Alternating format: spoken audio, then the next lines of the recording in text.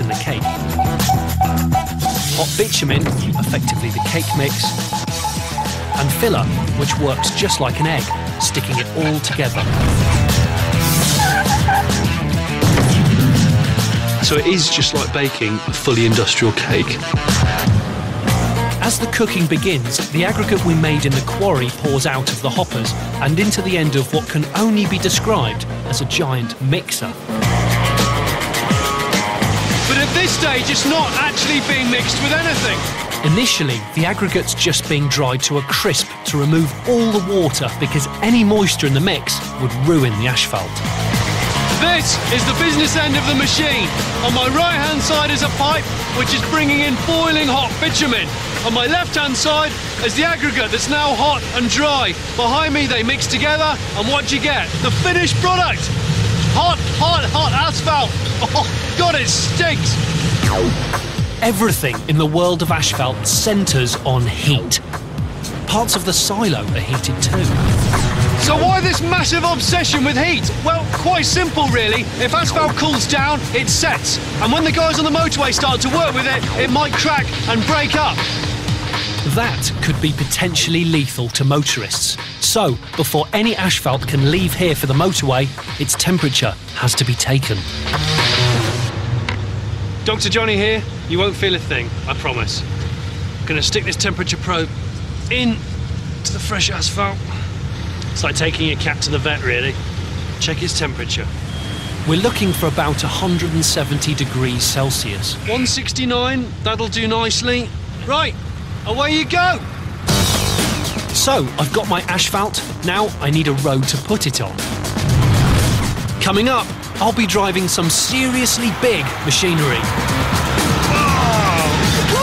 Flattening hills, launching giant concrete floorboards across valleys. What a strange machine.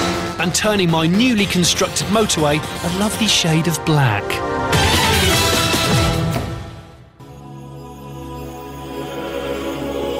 I'm working on the biggest road project in Europe.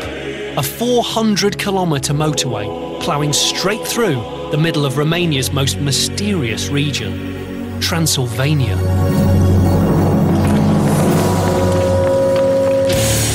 I've already made my own asphalt. God, it stinks! And now I'm building the road to put it on, a process that'll have me driving some of the world's biggest, most powerful off-roaders. Every boy's dream! A dozer!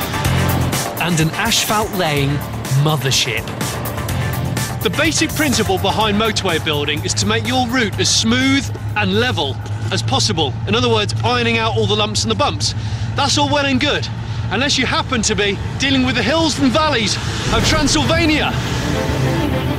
Up ahead of me is the romantically named Hill 49, and I'm about to drive a motorway straight through it. Oh yeah. Oh yeah. These earth movers are amongst the biggest and best off-roaders in the world. They laugh at mud. But today my truck's got a rendezvous with an even bigger piece of kit. And it's over there carving its way through the hillside. Ladies and gentlemen, I give you the D8 bulldozer. What a beauty. Oh. Hello, Ovidio. Hi. How you doing?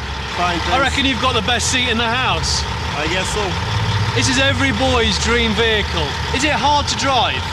No, not very hard. The technology is so advanced that everything is pretty simple.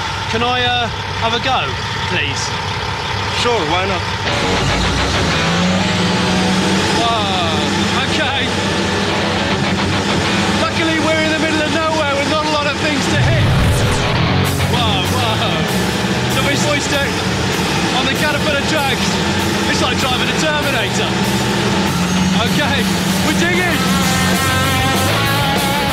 It's such an angry piece of kit.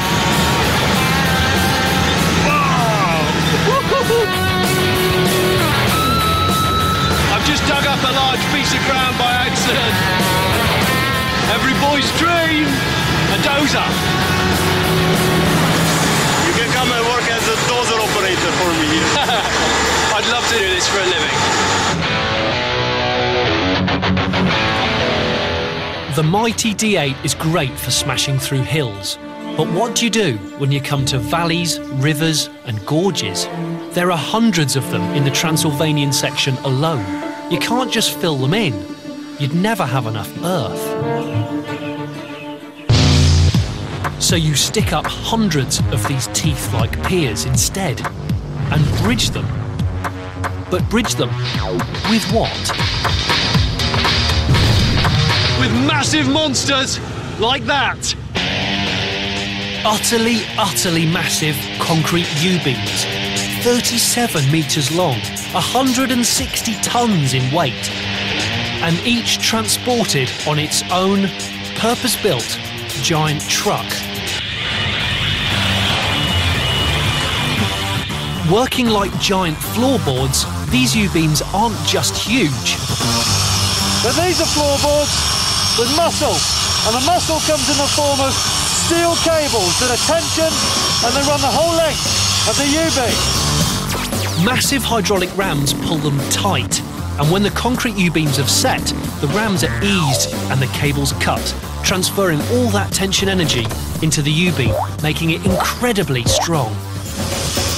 And that's exactly what me and Barish are doing now. We're grinding through the tension cables and releasing the U-beam.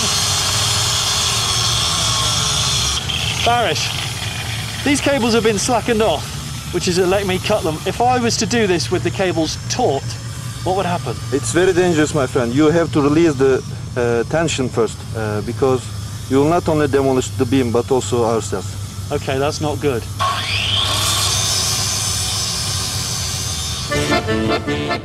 Now we've freed my U-beam, it can be taken out onto the motorway to span a valley. Cue the Elefanti, a self-propelled mechanical elephant. And yes, that's what it's really called. What a strange machine. It's this shape.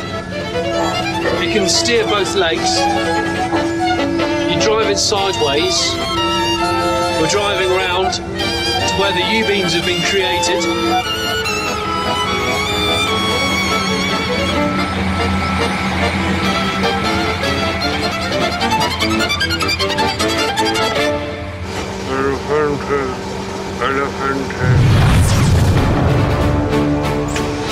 Okay, here we go, revs are up.